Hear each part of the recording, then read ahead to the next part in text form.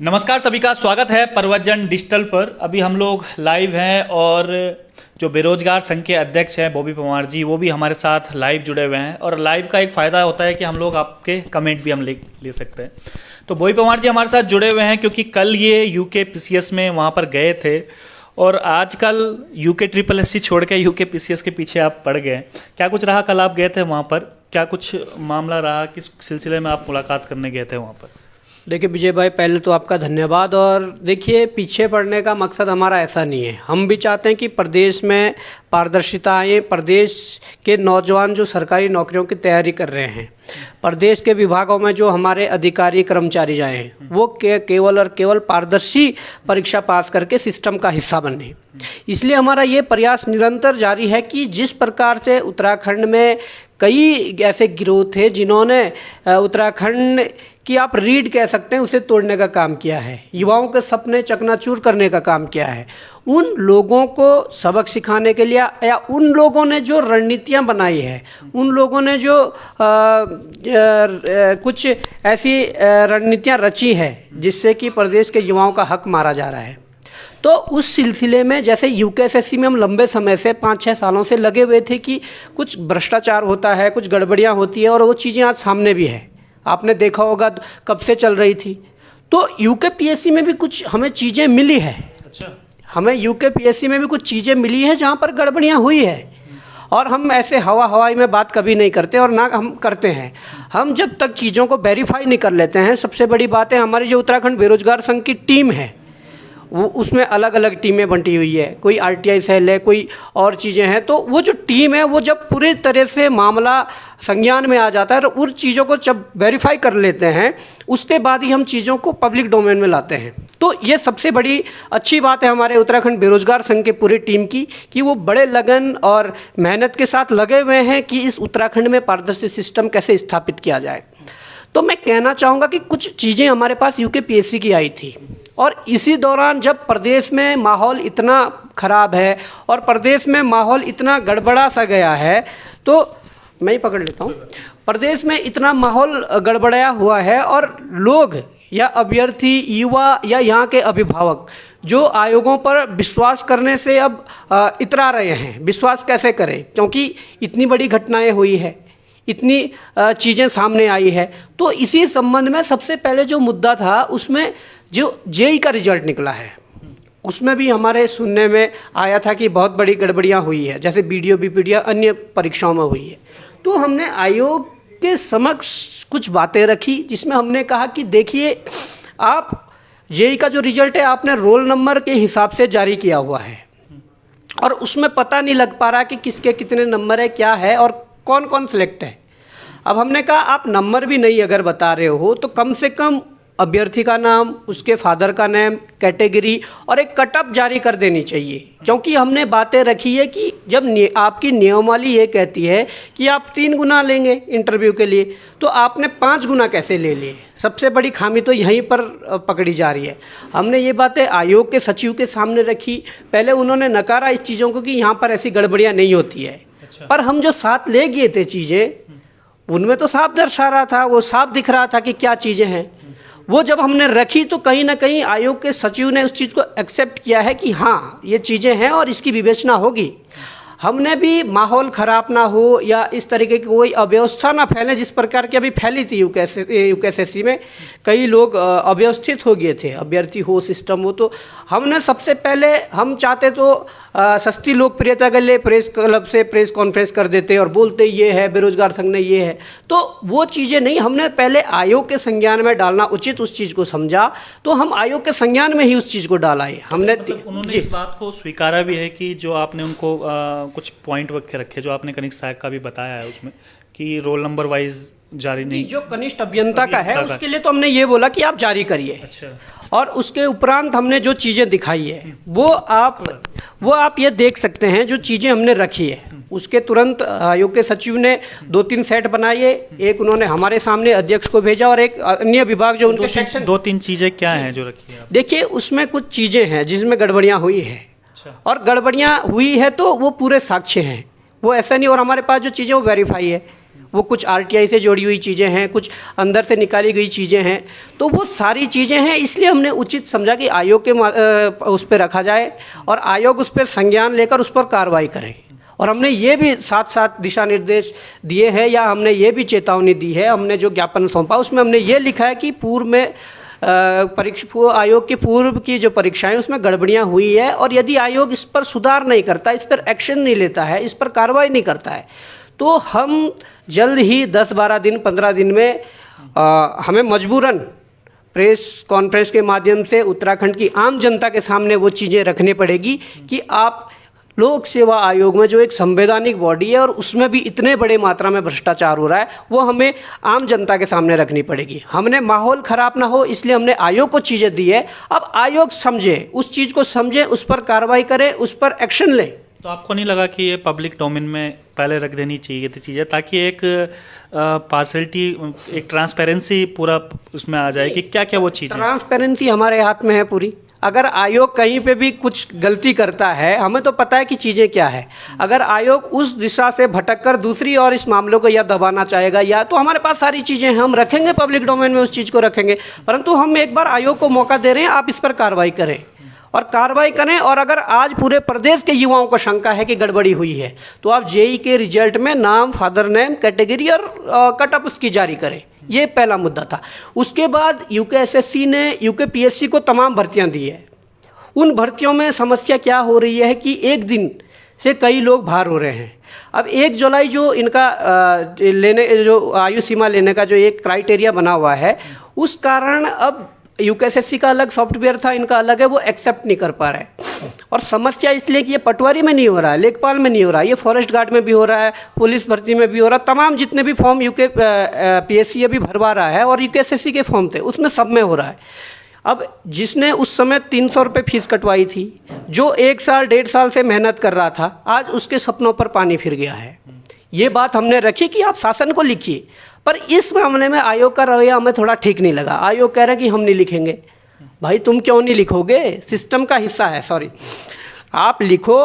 परंतु जो जियो कोविड काल में जारी हुआ था, वो जियो शायद आयोग के पास पहुंच चुका है, और मुझे लगता है, उम्मीद है कि सोमवार से कुछ ना कुछ प्रतिक्रिया इस पर आएगी, और जो वंचित छात्र हैं हमारे, वो छात्र अब फायदा इसका ले सकेंगे। जो एक दिन से बाहर हो रहे हैं वो इस पे करेंगे। इसके लिए बेरोजगार संघ तत्पर खड़ा है, और बेरोजगार संघ की टीम ने ये निर्णय लिया है कि सचिवालय में जाकर या कार्मिक विभाग से या शासन में जाकर मिला जाएगा और इस संबंध में बातचीत की जाएगी। जो ये मुद्दा है, ये बड़ा भाई इनमें बीच में सारी टेक्निकल जो पॉइंट है उन पर फंस जाती है जिन अभ्यर्थियों ने एग्ज़ाम निकाला हुआ है, क्योंकि वो सोचते हैं कि जो बॉबी पंवार लगातार जो भर्ती के खुलासे जो कर रहा है, अभी जो 8 भर्तियां दोबारा से रद्द करने के लिए बोला है, उन पर जांच बैठाने के लिए जो कहा है, अब लग रहा है कि इसमें कहीं ना कहीं जो रोजगार नहीं मिल पा रहा है भर्तियों में, इस तरीके से जो हो रहा है, वो बेरोजगार संघ उसके लिए जिम्मेदार है। देखिए, जब भी कोई सिस्टम को सुधारने की बात करता है, या जब सिस्टम सुधरने के लिए कोई कार्रवाई की जाती है, आप देख रहे हैं, अगर आप एग्जाम्पल के तौर पर रोड ले लीजिए, एक रोड को यदि सही करना तो पहले उसको पूरा खोदा जाता है। उस दौरान खोदने से लेकर रोड बनने तक, उस दौरान कितनी कठिनाइयों का सामना करना पड़ता है, उबड़ खाबड़ हो जाता है, वो चीज़ें, वो सारी चीज़ें हैं। परंतु जब रोड बन जाता तो एक सुखद एहसास होता है, और उसके बाद पूरे आम जनता के लिए वो एक बढ़िया सा एक वो हो जाता है। तो ऐसा ही इसमें है कि सिस्टम को साफ करने के लिए शुरू में परेशानियाँ तो आएंगी, शुरू में परेशानियां आएंगी, परंतु एक बार सिस्टम अगर साफ हो गया तो कम से कम ये राहत अभी के लिए नहीं, ये हम दूरगामी सोच को लेकर चल रहे हैं कि दूरगामी परिणाम इसके क्या होंगे और हमारा भविष्य क्या होगा। पीस इसमें चयनित अभ्यर्थी जाते हैं बार बार, जो आपसे नाराज भी हो जाते हैं कई बार कि भाई हमारी तुमने तो मेहनत से सिलेक्शन किया है, अब आप भर्ती रद्द करवा रहे हो, तो हमें क्या जॉब आप देंगे, सवाल भी आप पे पूछते हैं। कहीं ना कहीं पीस जो ये बेरोजगार संघ की लड़ाई और जो आयोग की लड़ाई है बीच में, जिसमें सरकार भी आती है, इसके बीच में चयनित अभ्यर्थी हमेशा पिस जाता है। देखिए, सिस्टम का हिस्सा बेरोजगार संघ तो नहीं है, बेरोजगार संघ तो सिस्टम का हिस्सा नहीं है ना। हमारे पास सिग्नेचर पावर नहीं है, हम तो सिर्फ लड़ाई लड़ रहे हैं। हम उन चीज़ों को सामने ला रहे हैं जो लगातार कई वर्षों से चल रही थी, जो गोरख धंधा उत्तराखंड में चल रहा था।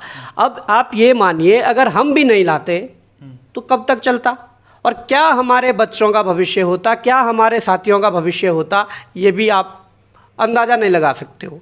आज अगर सिस्टम को सुधारने के लिए अगर कोई मुहिम चली है उसमें सरकार का भी बराबर सहयोग मिल रहा है, और जब तक सहयोग मिलेगा तब तक सरकार को भी साथ लेकर चलेंगे। और हमें उम्मीद है कि सरकार का सहयोग मिलेगा, परंतु जिस दिन नहीं मिला तो सरकार के लिए भी हम खड़े हैं, सरकार के विपक्ष में खड़े हैं। सरकार हमें चाहे विपक्ष मान के चलें, हम खड़े हैं, हम अडिग हैं अपनी बातों पर। तो ये चीज़ें हैं। और उसके बाद जो हमने वहाँ से संवाद जो होता है अभ्यर्थियों और आयोगों के बीच, जो संवाद है वो बना रहना चाहिए। इससे क्या होता है कि कन्फ्यूजन कभी नहीं रहता है आपस में। तो हमने ये चीज़ें भी रखी कि आप फ़ोन नहीं उठाते हो, आप मेल का जवाब नहीं देते हो, तो उस पर उन्होंने कहा कि हम करेंगे। और जब हम मिल के आए तो मुझे लगता है कल हमें बहुत सारे बच्चों के फ़ोन आए कि हमारे मेल के जवाब आने शुरू हो गए हैं। तो कहीं ना कहीं एक बेहतर सिस्टम के लिए, हाँ, तो वो मुझे लगता है, उम्मीद है कि सोमवार से ये इसका दायरा बढ़ेगा और सबके मेल के जवाब आएंगे, ये चीज़ें। तो ये होता है कि एक जब सुधारने की और प्रक्रिया बढ़ती है तो समस्याएं तो कई लोगों को होती है, परंतु वो दूरगामी जो परिणाम होते हैं वो बड़े सुखद होते हैं। और उसके लिए हमने आयोग को ये चीज़ें जो दी है, इसमें आयोग अब निर्णय लें कि क्यों ये गड़बड़ी हुई थी, क्यों ये तो कितने दिनों का अल्टीमेटम अभी आयोग को दिया है आपने? देखिए, अल्टीमेटम आप ये मान के चलिए कि आयोग के पास टाइम है अभी 8-10 दिन में वो करके दिखाएं, कुछ संवाद जारी करें कि हमने क्या करा उस पर। अगर ऐसा नहीं होता है तो एक बार कांटेक्ट किया जाएगा आयोग से, उसके बाद यदि कुछ नहीं होता है तो पब्लिक डोमेन में चीज़ें लाई जाएगी कि क्या है। और सचिवालय के अंदर बैठे हुए अधिकारी, हमारे मुख्यमंत्री आवास में बैठे हुए अधिकारी, या हमारे विधानसभा में बैठे हुए जो हमारे नेता है, विधायक है, मंत्रीगण हैं, तो उनके पैरों तले भी जमीन खिसकेगी जब हम वो चीज़ें सामने लाएंगे, क्योंकि मामले ऐसे हैं। अच्छा, मतलब उनसे जो आप कहना चाहते हैं तार पूरे अंदर तक जुड़े हुए हैं? बिल्कुल अंदर तक जुड़े हैं। और मैं कहना चाहूँगा कि आयोग को हम भी सहयोग करेंगे, परंतु वो हमारा सहयोग करें और हम जो चीज़ें दे रहे हैं उस पर कार्रवाई करें, क्योंकि हम नहीं चाहते कि हमारे प्रदेश में कुछ ऐसी चीज़ें हो जो यूकेएसएससी ने करा है वो यूकेपीएससी में दोहराए जाएं। वो चीज़ें फिर हमें बड़ी पीड़ादायक लगती है। हम कहते हैं कि समय रहते हुए, हमने 4-5 साल पहले यूकेएसएससी को कहा था, पर कहाँ मानने वाले थे। हमने अल्टीमेटम अक्टूबर 2020 में दे दिया था जब तमाम फॉर्म निकले थे, और उसके बाद हमने दिया था कि कई गिरोह इस प्रकार के वो रच रहे होंगे रणनीतियाँ कि आप नकल करवाओगे, और कई अभ्यर्थी इस तरह की रणनीतियाँ बना रहेंगे, हम पैसे देके जाएंगे। हमने उस समय अल्टीमेटम दिया था कि अभ्यर्थियों के पैसे डूबेंगे और माफिया जेल में होंगे। आज वैसा ही हुआ, और मुझे आज गर्व महसूस होता है कि हमारे उत्तराखंड बेरोजगार संघ की टीम में ऐसे ऐसे व्यक्तित्व जुड़े हुए हैं, ऐसे ऐसे व्यक्ति हैं जो बिल्कुल पूरा एक आप समझ सकते हैं कि इस तरीके से कार्य करते हैं कि हमें मतलब बड़े आसानी से हम चीज़ों को पकड़ पाते हैं, बड़े आसानी से चीज़ों को वेरीफाई करके उसको आम जनता की लड़ाई आज लड़ रहे हैं। तो मुझे बड़ा गर्व है, उन सभी टीम के हमारे सदस्य हैं उन पर बड़ा गर्व है, और आगे भी ये लड़ाई जारी रहेगी। मैं विजय भाई बताना चाहूँगा कि लोक सेवा आयोग को हमने अल्टीमेटम दिया है, अब वो इन चीज़ों को सुदृढ़ करें तो हमें अच्छा लगेगा, प्रदेश के बेरोजगारों को अच्छा लगेगा, उनके अभिभावकों को अच्छा लगेगा। दूसरी बात यह है कि लोक सेवा आयोग अगर कार्रवाई करती है तो थोड़ा हिंट भी हमारे दर्शकों को दे दीजिएगा, क्या वो भर्ती अभी तक हो चुकी है, चयनित उसमें हो चुके हैं लोग, क्योंकि उसमें बाद में बड़ा बवाल हो जाता है। नहीं, जिन चीज़ों का हमने दिया है, 2 भर्तियों का दिया तो उसमें तो सिलेक्शन हो रखे हैं, परंतु गड़बड़ियाँ ऐसी है कि बिल्कुल क्या बताएं। और उसके बाद भी हमारे पास बहुत सारी चीज़ें हैं। हम हमेशा भी वो हथियार यूज करते हैं जिससे काम हो। हम ऐसा नहीं है कि आज पिस्टल की ज़रूरत और AK-47 इस्तेमाल कर दें, ऐसा भी नहीं है। हम सारी चीज़ें एक साथ नहीं चलाते हैं और चीज़ें संभाल कर रखते हैं, और उसके बाद जहाँ जहाँ जो ज़रूरत पड़ती है उस चीज़ को उस अनुसार चलाते हैं। परंतु मैं ये कहना चाहूँगा, यूकेपीएससी में अभी तक वेटिंग लिस्ट का जो है, आप जो निरस्त जो भर्तियां हो जाती हैं, जो पहले भी निरस्त हुई है और लगातार निरस्त की बातें भी चल रही, तो निरस्त होना एक सॉल्यूशन मानते हैं आपको? क्योंकि बहुत सारे जो अभ्यर्थी हैं वो सेग्रीगेशन की इसमें बात करते हैं। देखिए, यहाँ पर अलग अलग चीज़ें हैं। नकल करने के भी कई तरीके हैं, कभी नकल करवाई जाती है, कभी इलेक्ट्रॉनिक डिवाइस से नकल करवाई जाती है, कभी बोलकर नकल करवाई जाती है। परंतु जहाँ लीक का मामला होता है वहाँ थोड़ा मामला टफ हो जाता है, और लीक के में एक दायरा जो होता है वो बढ़ जाता है, और दायरा कितना है वो पता कर पाना मुश्किल है। अभी मुझे उम्मीद है कि हमारी जो बीडीओ की जांच चल रही थी, वन दरोगा की जांच चल रही थी, सचिवालय रक्षक की जांच चल रही थी, ये 3 जांचें तो लगभग मुझे लगता है कंप्लीट हो चुकी है और इस पर सरकार को डिसीजन ले लेना चाहिए। आप संतुष्ट हैं जो भी जांच अभी तक चली है? नहीं, देखिए, संतुष्ट तो क्या है, संतुष्ट तो अभी ऐसा नहीं है कि पूरी तरह से संतुष्ट है, परंतु आप लोग इन परीक्षाओं में गड़बड़ी हुई थी उन पर तो डिसीजन ले नहीं पाए, परंतु आप जमानत जरूर करवा रहे हैं, ये बड़ा दुख का विषय है। परंतु उसके बाद जब पब्लिकली प्रेशर फिर से बनाया गया तो मुख्यमंत्री ने डिसीजन दिया कि एसटीएफ कोर्ट जाएगी, हाई कोर्ट जाएगी। अभी जिला न्यायालयों से उन्हें जमानत मिली है, तो अगर एसटीएफ कोर्ट जा रही है तो ये अच्छा कदम है और कम से कम रोकिए इन चीज़ों को। ये कब तक चलेगा? ऐसा तो नहीं है कि कुछ चीज़ें जो आपने पहले उठाई हैं वो चीज़ें पीछे छूटती भी जा रही हैं? कई लोगों को लग रहा है कि जैसे आप सीबीआई जांच की मांग कर रहे थे वीडियो में, उसका कुछ अभी तक पता नहीं है कि क्या कुछ उसमें चल रहा है। तमाम बाकियाँ और भी भर्तियाँ थी, सचिवालय रक्षक की भर्तियाँ होगी, वन दरोगा की भर्तियाँ होगी, और जो अभी 8 भर्तियाँ हैं इनका अभी तक पूरा नहीं हो पाया है। और बोबी पवार एक नई चीज़ और सामने पे ले आए हैं कि 2 भर्तियों को और अल्टीमेटम दे के आ गए।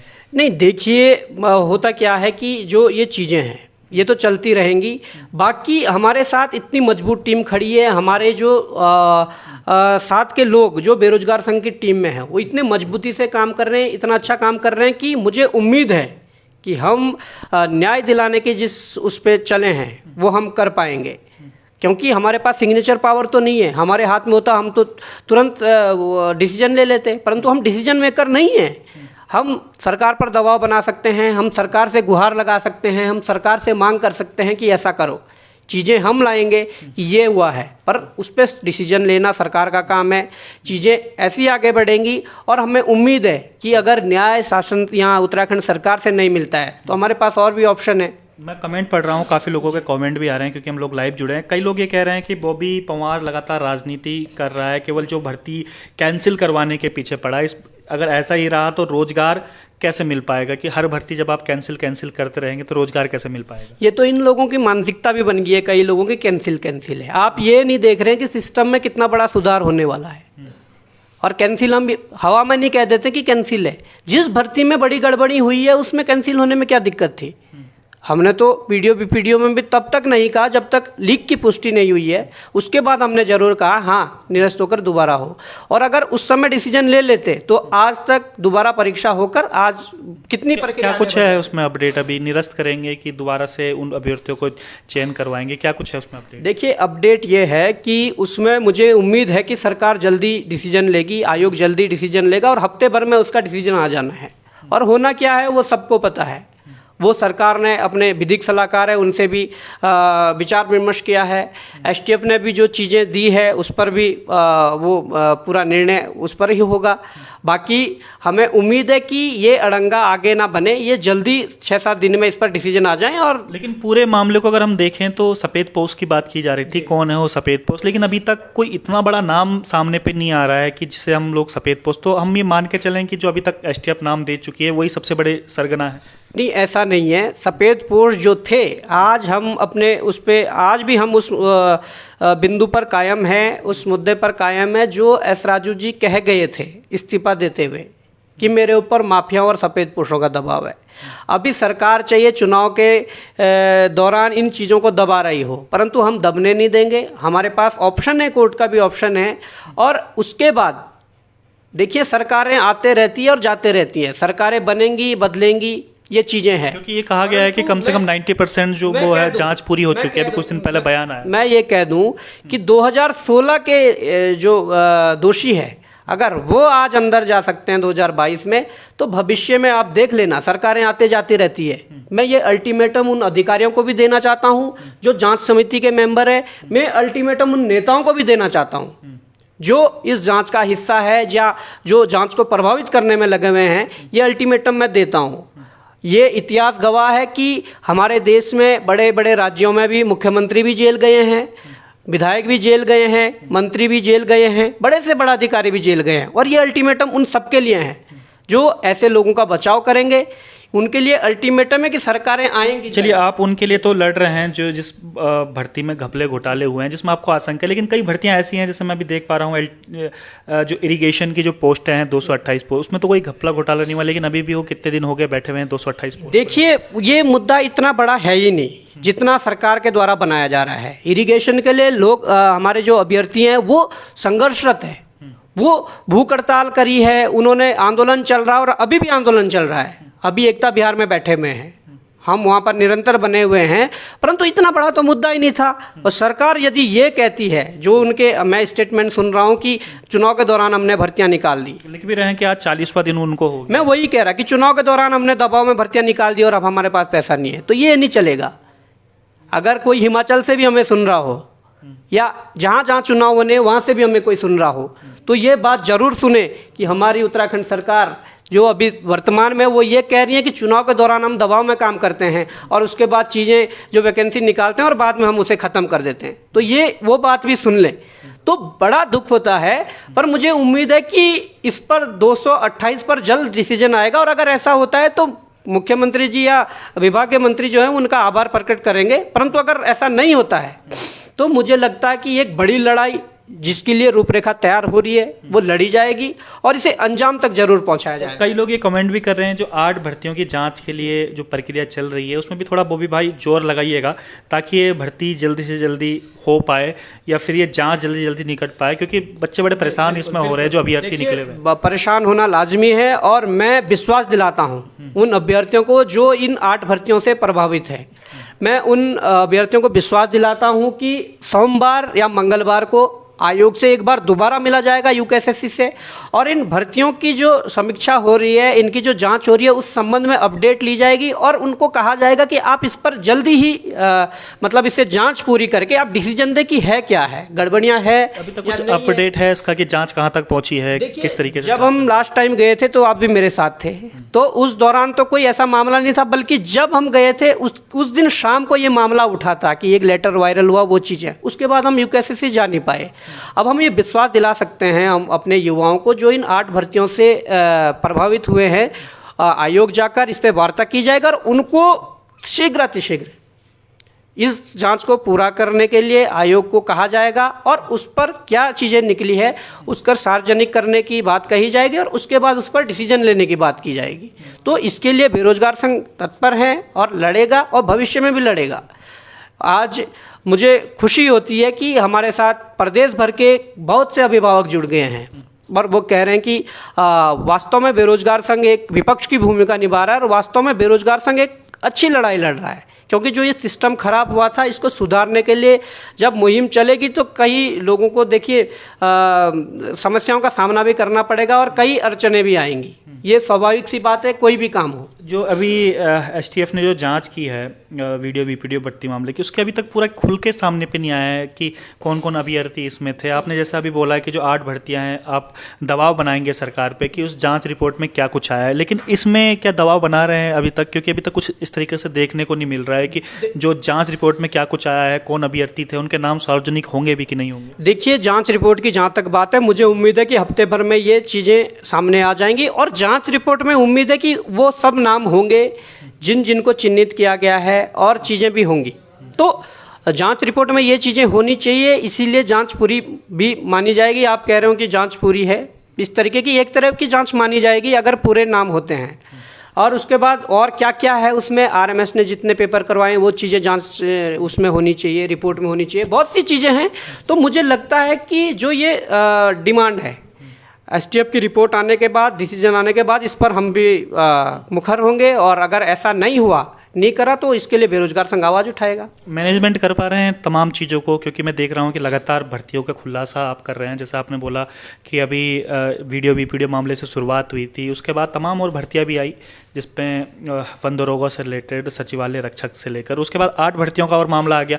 अब यूकेपीसीएस का भी आप कह रहे हैं, तो ये तब सब चीज़ें मैनेज किस प्रकार से हो पा रही है? कहीं ऐसा तो नहीं कि बाद में इन सब की खिचड़ी वगैरह बन जाए? नहीं, ऐसा नहीं है। देखिए, बॉबी पवार अकेला थोड़ी है, उसके साथ एक बहुत बड़ी टीम लगी हुई है। वो बेरोजगार संघ के वो युवा है, वो क्रांतिकारी युवा है, वो पढ़े लिखे युवा है जो बिल्कुल एक आईएएस अधिकारी को टक्कर दे सकते हैं। वो इस तरीके से सोचते हैं, वो कागजी कार्रवाई में इतने माहिर है कि ये मुझे लगता है कि सचिवालय के अंदर बैठे हुए अधिकारियों की काबिलियत रखते हैं। तो जब हमारे साथ ऐसी टीम खड़ी है, ऐसी टीम हमारे साथ काम कर रही है, तो हमें मैनेजमेंट का क्या है, मैनेजमेंट तो हो ही रहा है, सारी चीज़ें करेंगे और लड़ाई लड़ेंगे।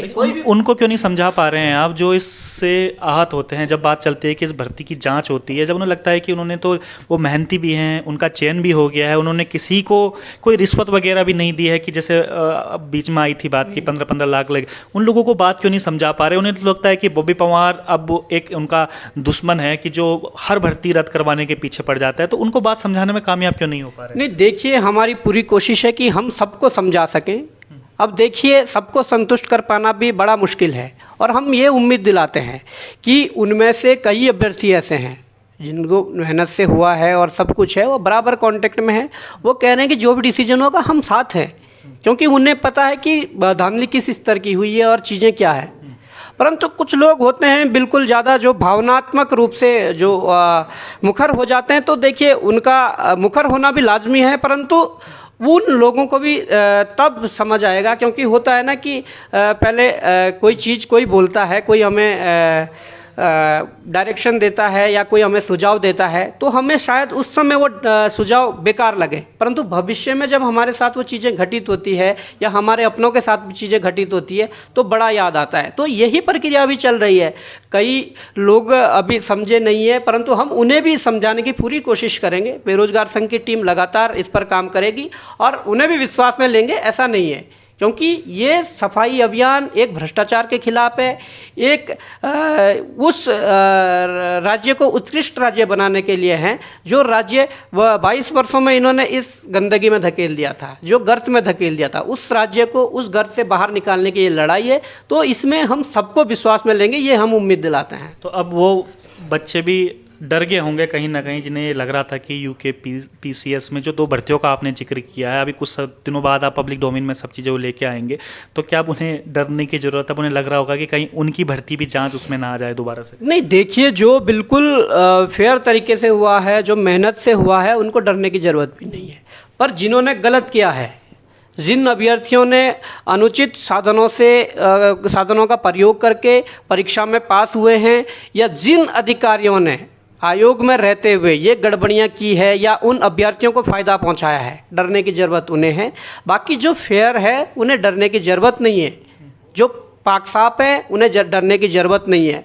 ये मैं उन लपेटे में गेहूं के साथ घुन भी पिस जाते हैं, तो इस वजह से मैं आपसे नहीं, जो मामले हैं उसमें तो साफ साफ चीज़ें हैं, किसने किया है क्या है हमारे पास तो सब पता है। हम तो सीधे जाके मेन जो मुजरिम है उन्हें पकड़ेंगे। चलिए, कुछ दिनों बाद ये चीज़ें सामने पे आएंगी। यूके पीएससी में कौन सी वो 2 भर्तियां हैं जो अभी रडार पर हैं, बॉबी पवार जो बेरोजगार संघ है, वो हमें देखने को मिलेगी। और तमाम आपने चीज़ें देखी हैं कि जिस प्रकार से वीडियो बीपीडीओ भर्ती घोटाले से लेकर और अभी जो जांच जिन भर्तियों की चल रही है, उन पर भी पैनी नज़र बॉबी पवार और उनके जो साथियों की। अब देखते हैं नया क्या कुछ अपडेट आता है। लेकिन इस बात मैं लास्ट में रखना चाहूँगा कि एक मुहिम भी है उत्तराखंड के लिए। जो अभ्यर्थी है, जो बच्चे इसमें सेलेक्ट हुए हैं, उनको लगता है कभी कभी कि ये सब चीज़ें उनके अगेंस्ट जा रही हैं, लेकिन एक सिस्टम सुधारने की भी कोशिश है। अगर डीपली हम इस चीज़ को देखें बिना लालच के अपने मन में, तो हमें लगेगा कि कहीं ना कहीं एक सिस्टम सुधारने की भी एक कोशिश है। तो आज के लिए इतना ही। आप देख रहे थे आपका अपना प्रवचन डिजिटल।